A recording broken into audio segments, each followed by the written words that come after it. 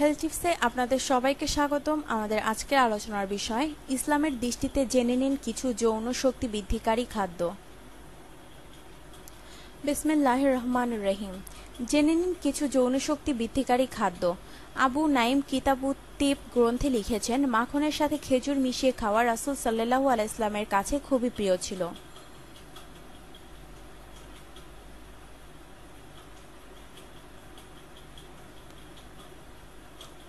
আলেমগণ লিখেছেন, মাখনের সাথে খেজুর মিশিয়ে খেলে যৌনশক্তি বৃদ্ধি পায়, শরীরের গঠন বাড়ে ও কণ্ঠস্বর পরিষ্কার হয়। মাখন ও মধু একত্রে মিশ্রণ করে খেলে তথা বক্ষাবকর ঝিল্লি প্রদাহ রোগের উপকার হয় এবং শরীর মোটা করে।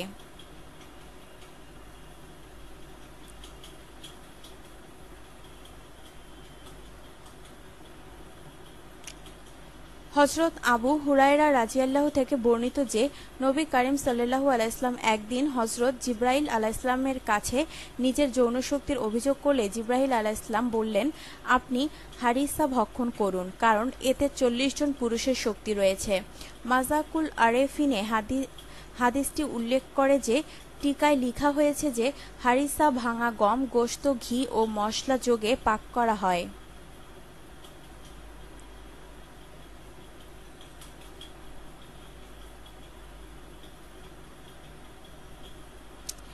ইমাম গাজ্জালী রহমতুল্লাহ ইহইয়াউল উলুমে লিখেছেন যে, 4টি বস্তু যৌনশক্তি বৃদ্ধি করে। চড়ুই পাখি, ইউনানি শাস্ত্রের গৌরবময় হালুয়া নুবুহনকারীকে চড়ুই পাখির মগজ যোগ করা হয়।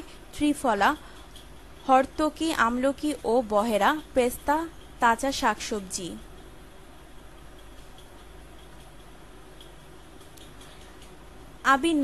আবু নাইম ইবনে আবদুল্লাহ জাফর কর্তৃক বর্ণিত আছে যে, রাসূলুল্লাহ সাল্লাল্লাহু আলাইহি ওয়াসাল্লাম বলেছেন, সিনার গোশত অন্য সব গোশত হতে উত্তম হয়ে থাকে। আলেমগণ লিখেছেন যে, এর রহস্য হলো এই গোশত যৌন শক্তি বৃদ্ধি পায়।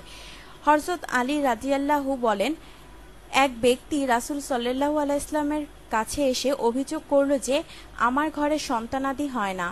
এ কথা শুনে রাসূল সাল্লাল্লাহু আলাইহি ওয়াসাল্লাম তাকে ব্যবস্থা দিলেন যে, তুমি ডিম খেতে থাকো।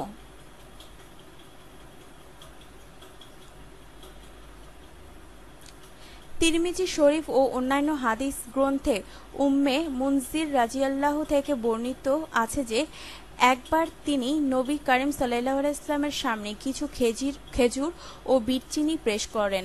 রাসূল সাল্লাল্লাহু আলাইহি ওয়াসাল্লাম উপস্থিত হযরত আলী রাদিয়াল্লাহুকে খেজুর খেতে নিষেধ করেন আর বিট চিনি সম্পর্কে বললেন যে, এর থেকে খাও, এটা তোমার জন্য উপকারী।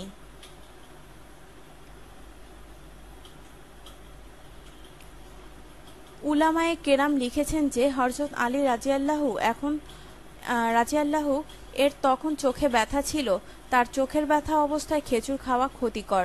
এ কারণে রাসূল সাল্লাল্লাহু আলাইহি ওয়াসাল্লাম হযরত আলী রাদিয়াল্লাহুকে খেজুর খেতে বারণ করেন আর বিট লবণ সম্পর্কে বলেছেন, এটা খাও, এটা তোমার জন্য উপকারী এবং তোমার অক্ষমতা দূর করে দেবে। হাদিস দ্বারা প্রমাণিত হয় যে, খাদ্যে সাবধানতা অবলম্বন করে চলা সুন্নত। আর এটাও বোঝা গেল যে, বিট চিনি থেকে দুর্বলতা দূর হয় এবং রতি শক্তিতে স্পন্দন সৃষ্টি হয়।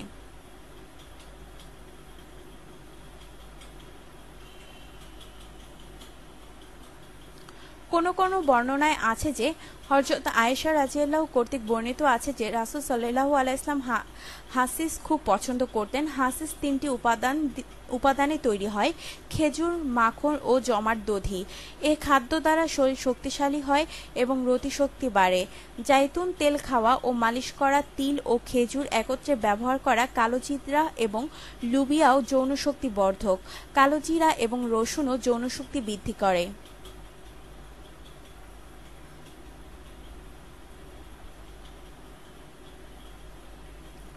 হযরত হুজাওল বিন হাকাম বলেন, রাসূল সাল্লাল্লাহু আলাইহি ওয়াসাল্লাম বলেছেন, দেহের লোম তাড়াতাড়ি দূর করলে যৌনশক্তি বৃদ্ধি পায়। ডাক্তারদের মতে এই হাদিসে বর্ণিত লোম দ্বারা নাভির নিচের অবস্থিত লোমকে বোঝানো হয়েছে। আর দাড়ি কাটার বিফল হলো যৌনশক্তির লোপ পাওয়া বা কমে যাওয়া। আল্লাহ তাআলা আমাদেরকে বোঝার এবং আমল করার তৌফিক দান করুন। আমিন।